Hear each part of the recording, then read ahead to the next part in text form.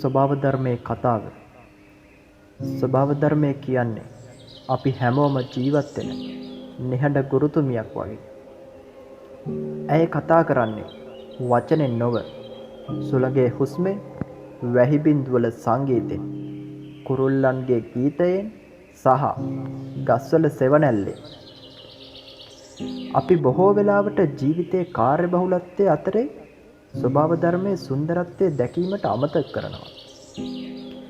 නමුත් උදෑසන ඉර එළිය ගස්කොළ අතරින් වැටෙන විට, මලක් නිහඬව පිපෙන විට, සමනලෙක් මලෙන් මලට පියාසර කරන විට ස්වභාව ධර්මය අපට කියන්නේ ජීවිතය කොතරම් අනාගතද කියන එකයි. අපේ පියවි ඇසට නොපෙනෙන කුඩා ලෝකයක් ස්වභාව ධර්මය තුළ සැඟවී තිබෙනවා. කුඩා කුහුඹුවෙක් තම ආහාර සොයාගෙන යන හැටි, මීමැස්සේ මල් පැණි එකතු කරන හැටි, ජල මිදුවම් මත දිලිසෙන කෘමියෙක්, මේ සියල්ලම ස්වභාව ධර්මයේ පුදුමාකාර නිර්මාණයක්.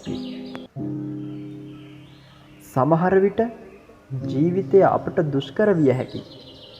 ප්‍රශ්න, අභියෝග සහ බලාපොරොත්තු කඩවි පැමිණිය හැකි. එවිට කඳු දෙස බලන්න. අවුරුදු දහස් ගණනක් සුළං සහ වැසි දරාගෙන තවමත් ශක්තිමත්ව සිටිනවා. ඒවා අපට කියා දෙන්නේ ශක්තිමත් වීමටයි. වැහි බින්දුවක් පොළොවට වැටෙන විට එය කිසි ශබ්දයක් නොකරයි. නමුත් එවැනි බින්දු දහස් ගණනක් එකතු වූ විට ගංගාවක් නිර්මාණය වෙනවා.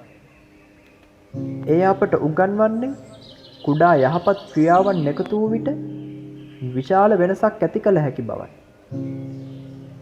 ස්වභාව ධර්මයේ තුල අහංකාරකමක් නැහැ. විශාල ගස කුඩා පැලයකට සෙවණ දෙනවා. ගංගාව මිනිසුන්ට සත්තුන්ට එකලෙස ජලය දෙනවා. ඉර එළිය ධනවතාට දුප්පතාට එකලෙස වැටෙනවා. ඒ අපට සමානාත්මතාවයේ වටිනාකම උගන්වනවා. අද අපේ පරිසරය බොහෝ අභියෝගවලට මුහුණ දෙනවා. වනාන්තර විනාශ වෙනවා. ගංගා අපවිත්‍ර වෙනවා. සතුන්ගේ වාසස්ථාන නැති වෙනවා. එම නිසා ස්වභාව ධර්මයේ රැක ගැනීම අපේ වගකීමක්. අපි අද කරන කුඩා ක්‍රියාවක් හෙට පරපුරට ලස්සන ලෝකයක් උරුම කර දිය හැකියි. ඉතින් ඔබ මීළඟ වතාවේ මලක් දකින විට එහි සුන්දරත්වය විඳින්න. කුරුල්ලෙකුගේ ගීතයක් ඇසෙන විට මොහොතකට නතර වී සවන් දෙන්න. වැසි වැටෙන විට ඒ සුවඳ විඳින්න. මන්ද ජීවිතයේ සැබෑ සතුට බොහෝ විට සඟවා ඇත්තේ ස්වභාව ධර්මයේ මේ සරල පුදුමයන් තුලයි. ස්වභාව ධර්මය අපට උරුම වූ වස්තුවක් නොවේ. ඒ අපේ දරුවන්ගෙන් ණයට ගත්ත වටිනා තෑග්ගකි. ස්වභාව ධර්මය ආරක්ෂා කරමු. ජීවිතය ආරක්ෂා කරමු.